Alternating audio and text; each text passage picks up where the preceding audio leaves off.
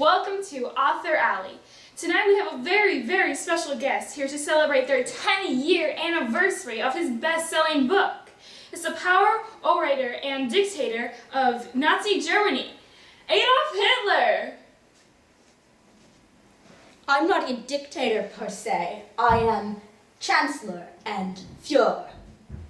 Sure. Now, I must ask you a question. Mr. Hitler, what is your book called? Of course.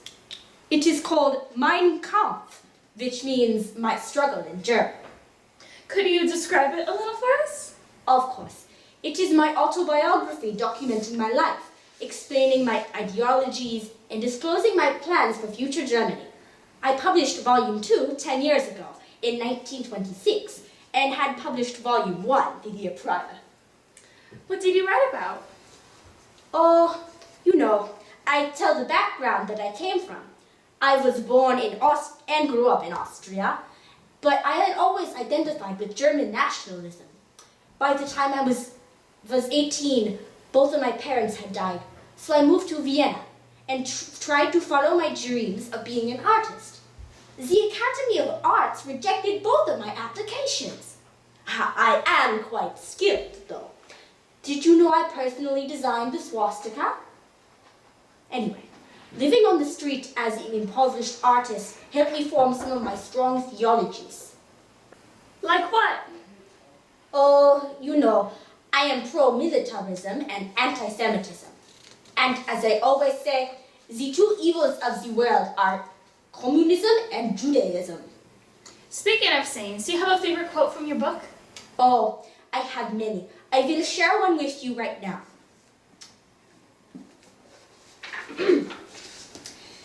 The nationalism of our masses will succeed only then, aside from all the positive struggle for the soul of our people, their international poisoners are exterminated. Beautiful, no? Quite poetic. What do you mean by international poisoners? I just think that some people are inherently less good. And after all, one bad apple can spoil the barrel. Do you understand? I think a lot of people sure do. After all, this book was such a success that you earned 1.2 million rush marks by 1933. Yes. So next question. What inspired you to write your book? Well, if you trace it back, this book, very much it is a response to the First World War. I wasn't very happy with much of the outcome of the war, so I tried to start a revolution, but got thrown into jail. The 9 months that I was in that place, I was able to have a lot of time to myself. I had the time to rethink and expand on my thoughts enough to write it down on paper. Of course, it's not only my ideologies, but that is a large part of it. So I've heard that you've also started an anti-tobacco campaign. So what inspired you to do it? Oh, lung cancer has increased rapidly since smoking tobacco became popular. My Reichskanzlei is funding research at the Institute for the Trouble Against Tobacco. The institute conducting research on the potential damage or mutations that nicotine could cause to the genetic material of the master race. They also distribute articles and pamphlets about the harmfulness of tobacco. You mentioned master race. So what's that about? It's one of my many ideologies. You can read about it if you buy my book. It seems that you have accomplished much in your years. Are you proud of your accomplishments? I am very proud of what I have done. I have written 2 highly successful books, saved people of my race from tobacco, established important laws, and been in the highest position in a political party. Many, many things to be proud of.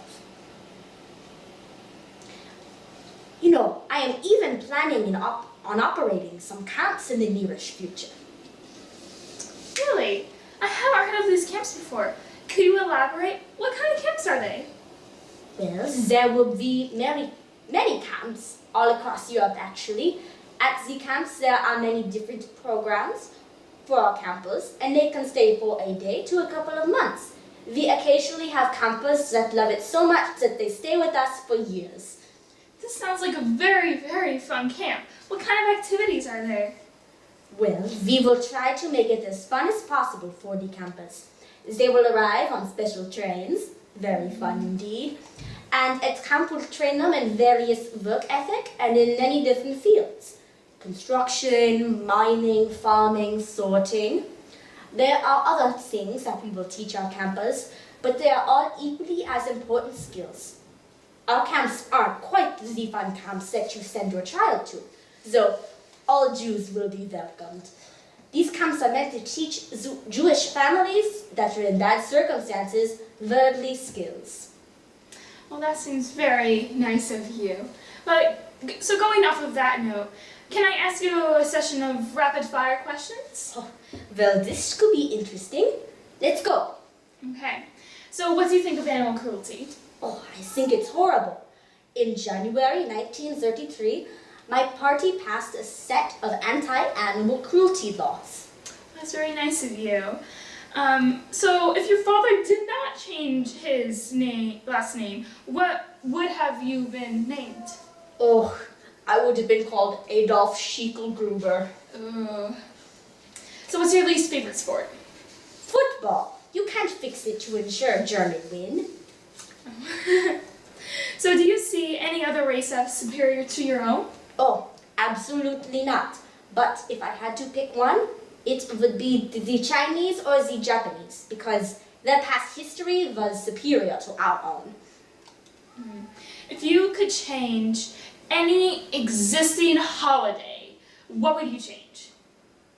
I would change Christmas into a holiday celebrating my coming. Santa will be replaced with Odin, the solstice man, and swastikas instead of stars. That sounds very, very colorful. And the last question, what inspired you on your style of your glorious mustache? Oh. Preferably, I would have a full mustache, but it breaks the airtight seal of a gas mask. So, I trimmed it so I could have the best of both worlds. So Hitler, what's your favorite animal? Oh, kittens. We have a surprise for you. Hello. He is a good boy. Unlike me.